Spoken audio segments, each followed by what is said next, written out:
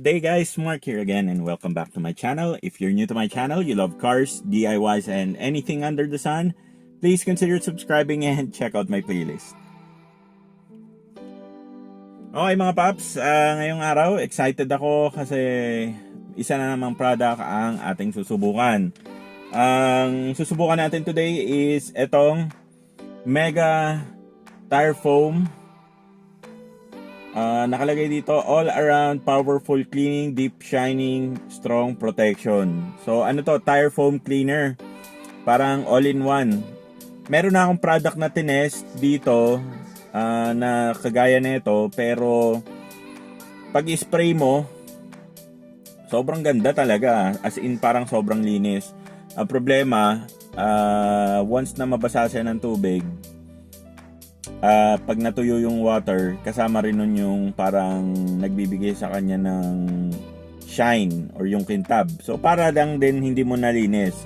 So hopefully etong Mega Tire Foam cleaner, sana mas maganda. Kasi yung presyo nito guys, nabili ko to for 155 pesos sa Lazada.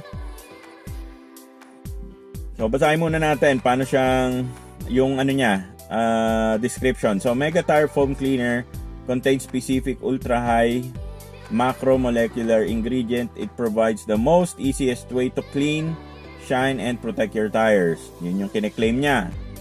Ang direction naman straightforward, kailangan lang shake well, 6 inches away. Pero guys, eto nakalagay also, pag can be applied to wet and dry tires for best results. First wash of excessive dirt. So pag sigurong sobrang putik, let's say dinaan nyo ng or nadaan kayo let's say sa putikan. So ang ina-advise nila is i-wash mo muna ng water bago nyo i-apply tong cleaner. Makes sense? So ite-testing natin siya doon sa gulong ko sa likod. Susubukan natin if totoo nga ba na nalilinisan yung gulong, and also kung yung effect ba niya magre-retain even if basain natin siya ng tubig purposely. Okay, so mga paps, susubukan na natin. As you can see, medyo may karumihan yung ating gulong. Gagawin natin is yun yung advice. Spray lang.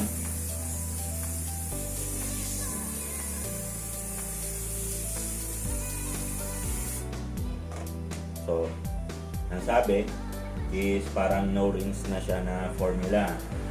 So, dapat daw pag bagsak ng foam, kasama na yung mga dumi. And also guys, ang warning na ito is never ever nyung i-spray siya sa rotors and sa brakes kasi nga meron siyang parang shine effect. Most probably meron tong composition na oil, which is not ideal para sa mga, syempre sa preno, hindi yan kakapit, and hindi ito advisable sa mga bicycles and motorbikes. So anything na 2 wheels. So yung effect niya guys, okay, tingnan nyo. So pagdating niya dun sa baba, para na lang siyang nagiging tubig. Now hintayin natin na ma-dissolve lahat ng foam. And then, titingnan muna natin, syempre, kung talagang makintab. After nun is, try natin siya i-rinse ng water if makintab pa rin siya. Okay, so mga paps, tingnan nyo naman, di ba? Sobrang linis, ang kintab. Medyo madulas siya sa pakiramdam. Same ng halos, the same ng product na tinest ko nung una. Pero guys, eto ang test niyan. If halimbawa nabasa, so babasahin natin ng tubig, isi-simulate natin na parang nadaan siya sa ulan. So titingnan natin kung yung kintab niya ngayon at yung linis niya ngayon is ganun pa rin after matuyo yung tubig. So basahin na natin.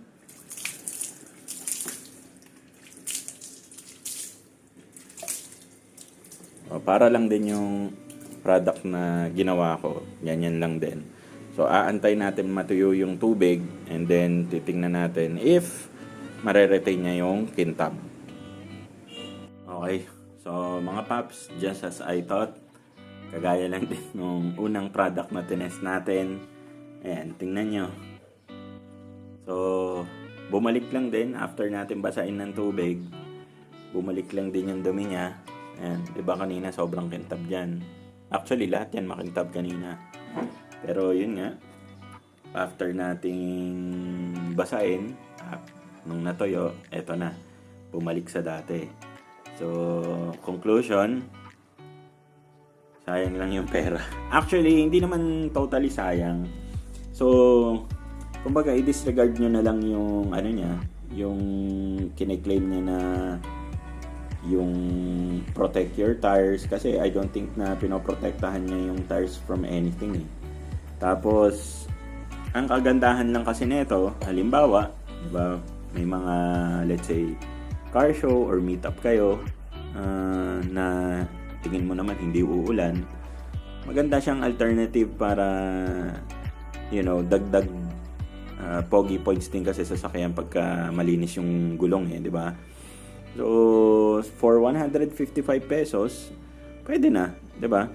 Kumbaga at least i-spray nyo na lang, tapos pagdating nyo ng meet up, at least kahit sa meetup nyo na siya i-spray, diba? Ayan, i-spray natin ulit kasi pumangit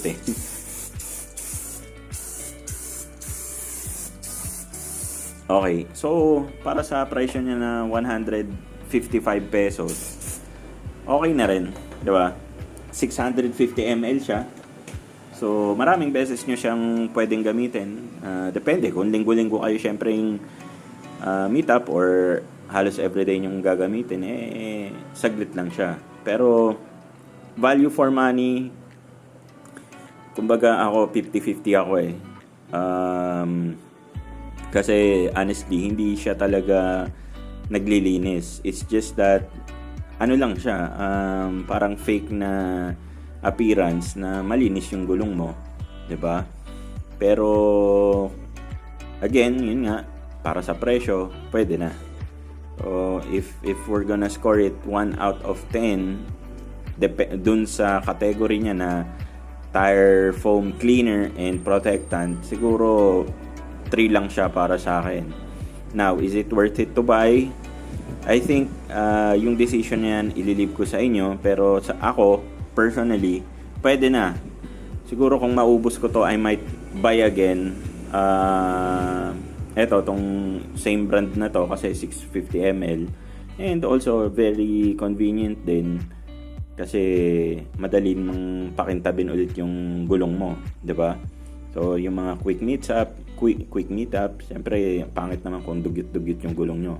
So, at least, spray nyo lang ng konti and then, good to go ka na. Okay? So, again, 155 sa Lazada ko siya nabili. Check nyo rin if you guys are interested. Para sa mga pwede nyong gamitin sa mga rush cases na yun, wala na kayong oras magpa car wash, 'di ba? Let's say malinis yung body tapos gulong lang marumi, pwede na, 'di ba? Okay, so yun lang mga paps. Kaya ako naisipang mag-review ng mga ganyang products kasi 'di ba, madalas siya nakikita sa Facebook. So, gusto ko rin i-testing kasi kung legit. So far, yung dalawang product na test natin, ito tsaka yung isa, hindi sila yung parang ine-expect ko na cleaner and protectant na kiniklaim nila. So, nakita nyo naman, simpleng basa lang yun ng tubig. It's not even a spray. Kumbaga, binuhos lang natin. Nung natuyo, wala na lahat. So, wala pa akong nakikitang cleaner na talagang nag-hold ng shine. At yung talagang nakikita nyo na nalilinis yung gulong. Kasi diba sa mga video, ni-spray nila tapos pagka agos ng foam, kulay brown. Diba? Parang natatanggal yung dumi. Pero ako sa totoo lang, wala akong nakikita. Kumbaga, yung cleaner nakikita akong bumabagsak pero dumi hindi. Tsaka kung talagang natatanggal yung dumi, yung initial spray pa lang, dapat yung mga dumi na yon bumagsak na. Di ba? Nung paghugas natin, nandun pa rin yung dumi. deceiving. So, yun lang mga paps.